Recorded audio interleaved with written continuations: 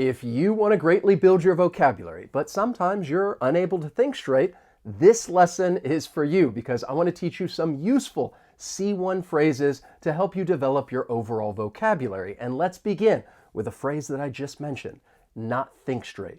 This means to be unable to use your mind in an effective way. And often you're going to use this phrase when talking about your inability to do something. I could say, last night I didn't get any sleep, so I just can't think straight.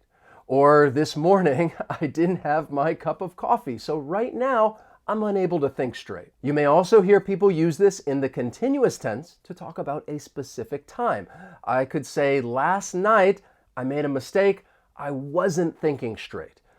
Or perhaps I'm telling you, you're too close to the problem, you're not thinking straight. For pronunciation, this phrase does have a couple of overlapping sounds with the final stop T in not, and then we can move right into that voiceless TH sound in think, because your tongue is going to be in the same position right up top behind your front teeth. Not think straight. It just allows us to say it a little faster, to not think straight. And for what it's worth, she's not thinking straight. I know I'm not thinking straight, but I don't want to think straight. I think he's on drugs, and he's not thinking straight. The drinks, the flirting, I couldn't think straight.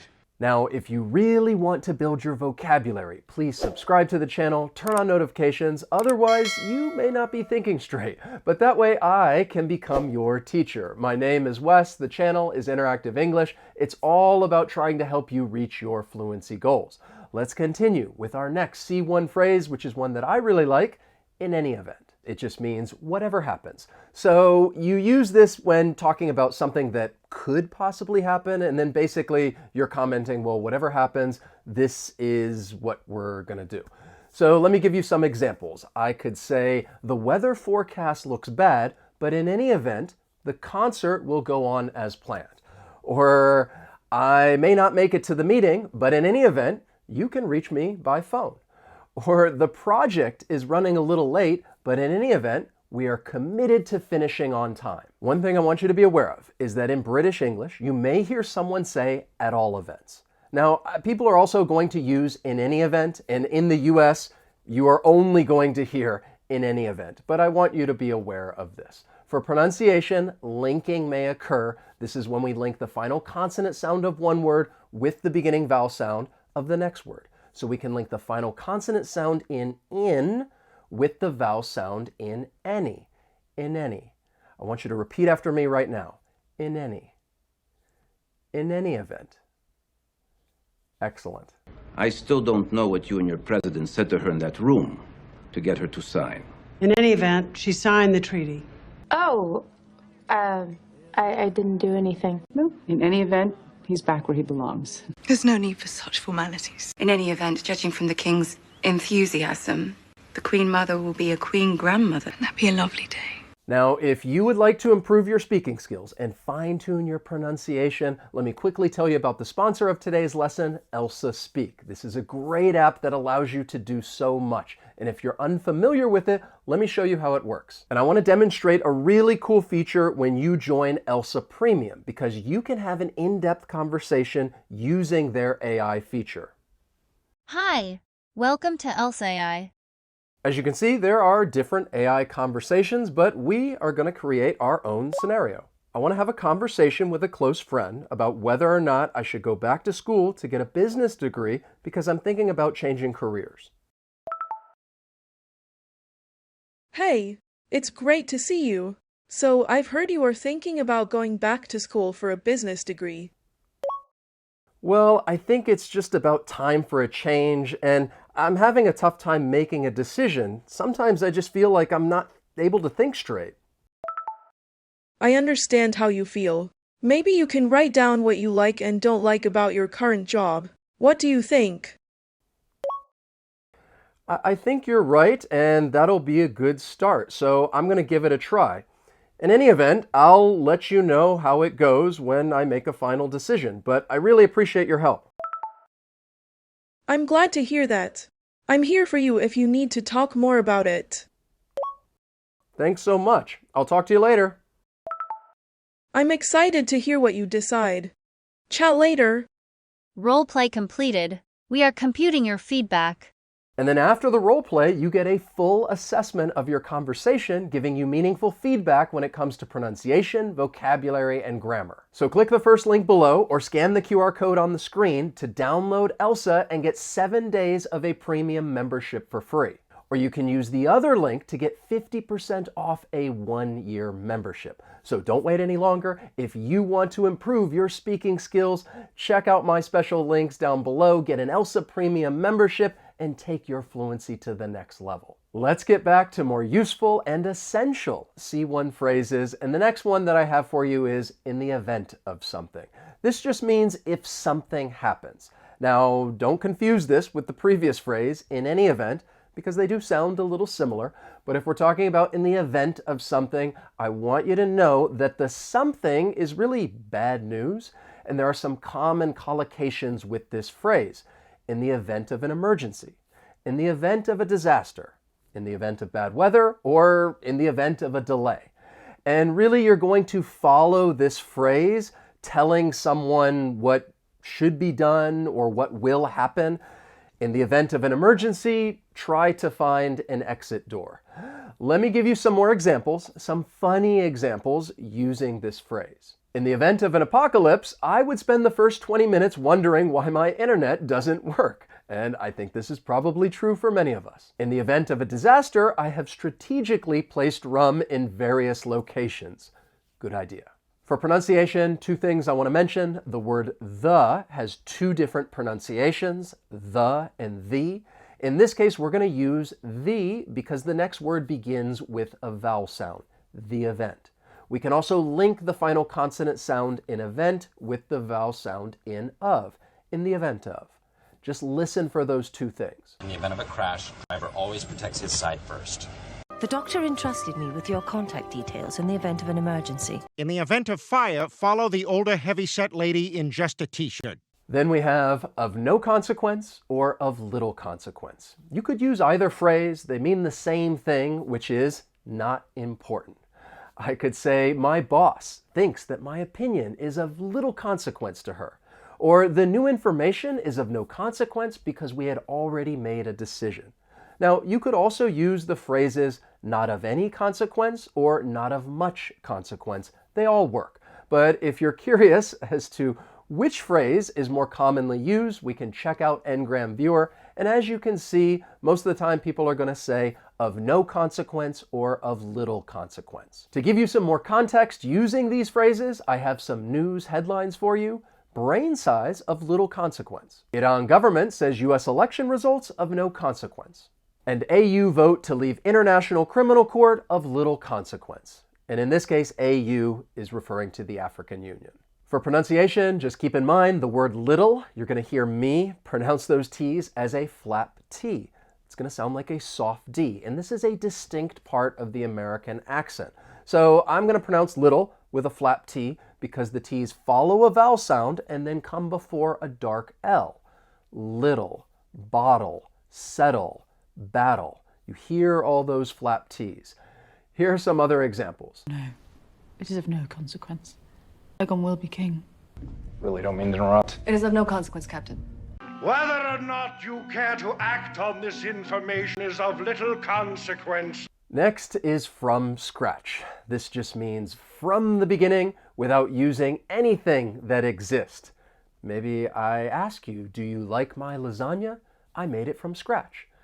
And this is not true. I'm not a very good cook, but I want you to be aware that there are some very useful collocations with this phrase and different verbs that are often used with this phrase, like to make something from scratch, or to build something from scratch, or develop something from scratch, or start something from scratch. When pronouncing this phrase, I think it's pretty simple and straightforward, from scratch. We're building our house from scratch. We can put down whatever we want. We're starting from scratch. Yeah, from scratch. Great. Now, would you care to join me for an authentic frontier dinner made entirely from scratch? The last straw, or the final straw. You could use either phrase. They both mean the same thing, and they refer to the last in a series of unpleasant events that makes you feel like you cannot continue to accept a bad situation. It's the last straw, or it's the final straw, and you can really sense that emotion. Often you're going to use this as a standalone statement. I can't take it anymore. I've had enough. That's the last straw. We can go back to Ngram Viewer if you want to see which phrase is more commonly used, and as you can see, more often people are going to say the last straw.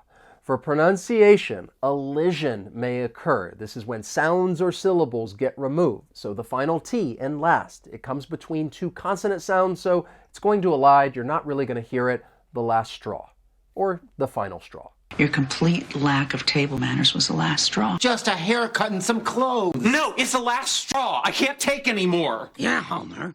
Let your wife have a glimpse of success for once. All right, that's the last straw. From the man who sells me my Marlboro Lights. The final straw.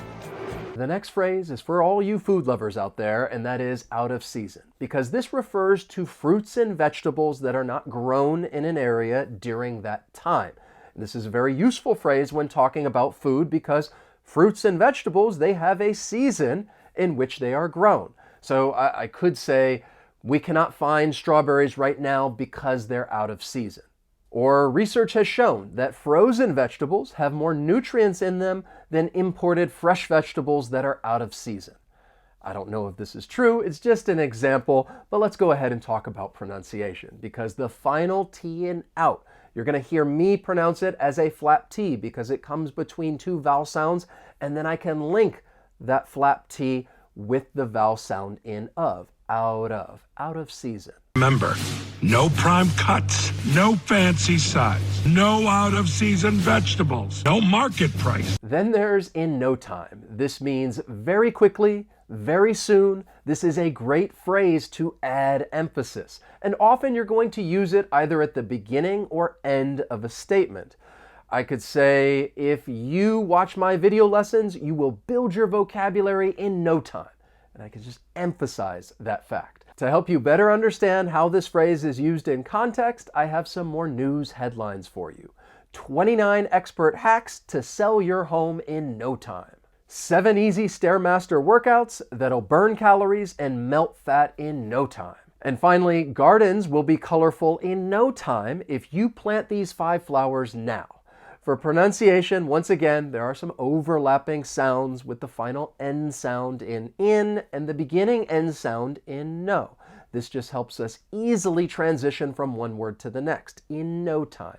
In no time. We'll be done in no time. She's going to be Employee of the Month in no time. Ray will have that $10,000 in no time. Take it from me. This is actually the next phrase. Maybe you thought I was going to give you some advice, but it's a very useful phrase because you're going to say this. Take it from me. When you want to tell someone, accept what I'm saying as true because I know or have experienced it. Now, often you will use this, maybe when you're giving advice, and it's typically going to come at the beginning of a statement. So let's talk about this in relation to building your vocabulary. I could say, take it from me. Learning these phrases will help you improve your speaking fluency. And take it from me, the more you practice, the more confident you will feel using these phrases in casual conversation. When pronouncing this phrase, more linking may occur. We can link the final consonant sound in take with the beginning vowel sound in it. Take it. We also have overlapping M sounds from me. It almost sounds like one word, from me. Take it from me. These two things will help you say this phrase easily and naturally. Take it from me. You're always better off with a really good lie. Relationships are tough. Take it from me. I'm here to make your life better because life is complicated. Take it from me, I'm recently divorced. Then there's room for improvement. I really like this phrase, possibly because I use it quite often, and this just refers to a possibility or hope that someone or something will improve, and there's really the potential to become better. Really, it's a polite way to say that someone needs to get better or something can get better. Perhaps I tell you, your English is great, but there's room for improvement. Or commenting about myself, my teaching skills are solid, but there's still room for improvement. Here are some funny memes using this phrase because, yeah, it's important to have fun when learning a language.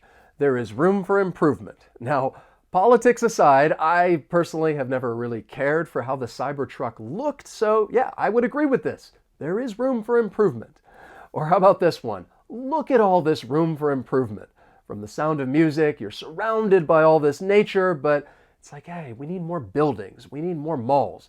Look at all this room for improvement. For pronunciation, keep in mind that the word for often gets reduced, and that vowel sound's going to change slightly. So instead of for, it's going to sound like fur. It's a much softer sound.